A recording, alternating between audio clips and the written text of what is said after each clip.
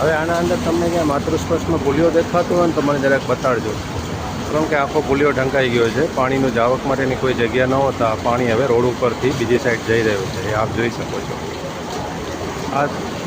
આવી હાલત હોવા છતાં પણ શા માટે આ પુલિયો તોડવામાં આવતો નથી એ ડેપ્યુટી એન્જિનિયર અથવા તો નાયબ કલેક્ટર સાહેબ જણાવી શકે છે. એક વ્યક્તિને બચાવવા માટે કેટલા વ્યક્તિઓને હેરાન કરશો તમે? આ હાલત જોઈ શકો છો. પુલિયાનું કોઈ નિશાન જ નથી.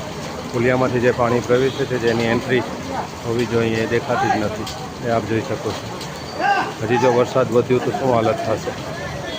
પાણી હવે અમારી દુકાનોમાં એક પગથિયું બાકી રહ્યું છે, પછી આ પાણી દુકાનોમાં પ્રવેશશે.